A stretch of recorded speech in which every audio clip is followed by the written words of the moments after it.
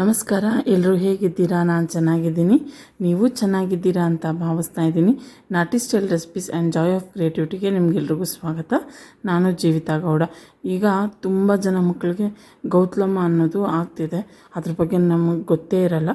But ನನಗೂ ಗೊತ್ತಿರಲಿಲ್ಲ, ನನ್ನ ಮಗನಿಗೂ ಆಗಿತ್ತು. ರೀಸೆಂಟಾಗಿ ಗೌತಲಮ್ಮ ಬಗ್ಗೆ ಪೂರ್ತಿಯಾಗಿ ತಿಳ್ಕೊಂಡು ನನ್ನ ಮಗನಿಗೆ ವಾಸಿ ಆಯಿತು.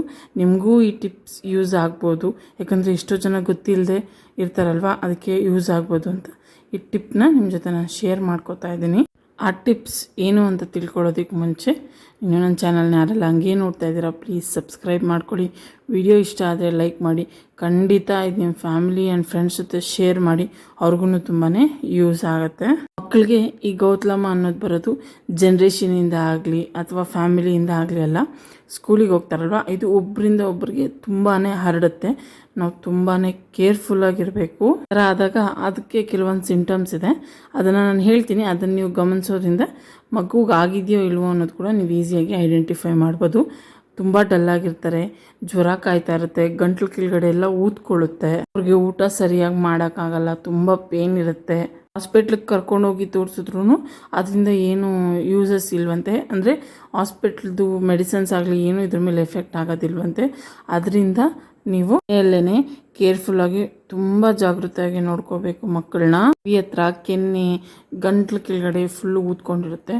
ದಯವಿಟ್ಟು ಮಕ್ಕಳನ್ನ ಜಾಸ್ತಿ ಕೇರ್ಫುಲ್ಲಾಗಿ ನೋಡ್ಕೊಳ್ಳಿ ಆ ಟೈಮಲ್ಲಿ ಮಾತ್ರ. ಈಗ ಅಲ್ಲಿ ವಿಡಿಯೋಲಿ ನಿಮಗೆ ಕಾಣಿಸ್ತಿದೆ ಅಲ್ವಾ, ನನ್ನ ಕೈಯಲ್ಲಿ ಇಟ್ಕೊಂಡಿದ್ದೀನಲ್ಲ, ಅದನ್ನು ದುಪ್ಕೊಂಬು ಅಂತ ಕರೀತಾರೆ. ಅದು ತುಂಬ ಗಟ್ಟಿ ಇರುತ್ತೆ. ಈ ಜಿಂಕೆದು ಕೊಂಬಿರುತ್ತಲ್ವ, ಆ ಥರ ದೊಡ್ಡದಾಗಿರುತ್ತಂತೆ ಕೊಂಬು. ನಾನು ಅದನ್ನು ನೋಡಿಲ್ಲ. ಈ ಸತಿ ಖಂಡಿತ ನನ್ನ ಅಜ್ಜಿ ಊರಿಗೆ ಹೋದಾಗ ಅದ್ರ ಪಿಕ್ಚರ್ ತೊಗೊಂಡು ನಿಮಗೋಸ್ಕರ ನಾನು ಖಂಡಿತ ತೋರಿಸ್ತೀನಿ. ನಿಮಗೂ ಈ ಕೊಂಬು ಬಗ್ಗೆ ಗೊತ್ತಿದ್ರೆ ದಯವಿಟ್ಟು ಕಾಮೆಂಟ್ ಮಾಡಿ. ಇಲ್ಲ ಅಂದರೆ ಆದಷ್ಟು ಫ್ರೆಂಡ್ಸ್ ಆ್ಯಂಡ್ ಫ್ಯಾಮಿಲಿ ಮೆಂಬರ್ಸ್ಗೆ ಶೇರ್ ಮಾಡಿ, ಇನ್ನೊಬ್ಬರಿಗೆ ಯೂಸ್ ಆಗುತ್ತೆ ಅಲ್ವಾ. ಅದರಿಂದ ಪಾಪ ಎಷ್ಟೋ ಜನಕ್ಕೆ ಗೊತ್ತಿರಲ್ಲ ಇದ್ರ ಬಗ್ಗೆ. ಗೊತ್ತಿಲ್ಲದಿದ್ದವರು ನೋಡಿ ತಿಳ್ಕೊತಾರೆ. ವಿಡಿಯೋಲಿ ನೀವು ನೋಡ್ತಾ ಇದ್ದೀರಲ್ಲ, ಅದನ್ನು ಸೂರ್ಯಕಾಯಿ ಸಿಪ್ಪೆ ಅಂತ ಕರೀತಾರೆ.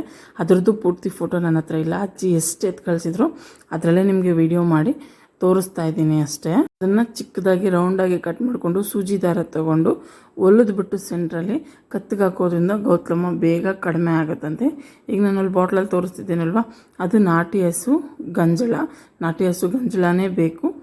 ಊರುಗಳಲ್ಲಿ ಹಳ್ಳಿಗಳಲ್ಲಿ ಸಿಗುತ್ತೆ, ತರಿಸ್ಕೊಳ್ಳಿ. ಈಗ ಒಂದು ಕಲ್ಲ ಮೇಲೆ ನಾಟಿ ಹಸು ಗಂಜಲನ ಸ್ವಲ್ಪ ಹಾಕ್ಕೊಂಡು, ಕೊಂಬು ಇರುತ್ತಲ್ವ, ದುಪ್ಪು ಕೊಂಬು, ಅದನ್ನು ಹಾಕಿ ಚೆನ್ನಾಗಿ ತೇದಬೇಕು. ಎಷ್ಟು ತೇದಬೇಕಂದ್ರೆ ಪೂರ್ತಿ ಹಚ್ಚಕ್ಕಾಗಬೇಕು, ಗಂಟಲು ಸುತ್ತು ಎಲ್ಲನೂ ಅಷ್ಟು ತೇದಬೇಕು. ಚೆನ್ನಾಗಿ ತೇದಿ ಆದಮೇಲೆ ಮೇಲೆಯಿಂದ ಕೆಳಗಡೆಗೆ ಹಚ್ಚಬೇಕು.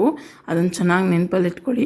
ಹಚ್ಚಾದಮೇಲೆ ಆ ದುಪ್ಪು ಕೊಂಬನ್ನ ದಿಂಬು ಕೆಳಗಡೆ ಇಡೋದ್ರಿಂದ ನಿಮಗೆ ಬೆಳಗ್ಗೆ ಅಷ್ಟರಲ್ಲೇ ನಿಮಗೆ ಡಿಫ್ರೆನ್ಸ್ನ ಗೊತ್ತಾಗುತ್ತೆ. ಮತ್ತು ಅಷ್ಟೇ ಅಲ್ಲ, ಮಂತ್ರ ಕೂಡ ಹಾಕ್ಸ್ಬೇಕು. ಮಂತ್ರ ಕಂಪಲ್ಸರಿ ಹಾಕ್ಸ್ಲೇಬೇಕು. ಮತ್ತು ಅವ್ರು ಕೊಟ್ಟಿರ್ತಾರಲ್ಲ ನಿಂಬೆಹಣ್ಣು, ಅದನ್ನೆಲ್ಲ ಯೂಸ್ ಮಾಡ್ಕೋಬೇಕು. ಮತ್ತು ಕಡಿಮೆ ಆಗೋವರೆಗೂ ನಾನ್ ವೆಜ್, ಮಟನ್, ಚಿಕನ್ ಏನು ಮನೇಲಿ ಮಾಡಬಾರ್ದು, ತಿನ್ನಲೂಬಾರ್ದು. ದಯವಿಟ್ಟು ಆ ಥರ ಮಾಡಬೇಡಿ, ಮಕ್ಕಳಿಗೆ ಪ್ರಾಬ್ಲಮ್ ಆಗುತ್ತೆ. ಇನ್ನು ಏನೇ ಮಾಡಿದ್ರು ಕಡಿಮೆ ಆಗ್ತಿಲ್ಲ ಅಂದರೆ ನಮ್ಮ ಕತ್ತಲ್ಲಿ ಇರ್ತಲ್ವ ತಾಳಿ, ಅದನ್ನು ಅವ್ರಿಗೆ ರಿವರ್ಸಲ್ಲಿ ಹಾಕಬೇಕು. ನಾವು ಅರ್ಶಿನ ಕೊಂಬನ್ನ ಕಟ್ಕೋಬೇಕು, ಆಗ ಬೇಗ ಕಡಿಮೆ ಆಗುತ್ತೆ. ಐ ಹೋಪ್ ಈ ಇನ್ಫಾರ್ಮೇಷನ್ ಎಲ್ಲ ನಿಮ್ಗೆ ಇಷ್ಟ ಆಗಿದೆ ಅಂತ ಅನ್ಕೋತಾ ಇದ್ದೀನಿ. ಪ್ಲೀಸ್ ಲೈಕ್ ಮಾಡಿ. Thank you.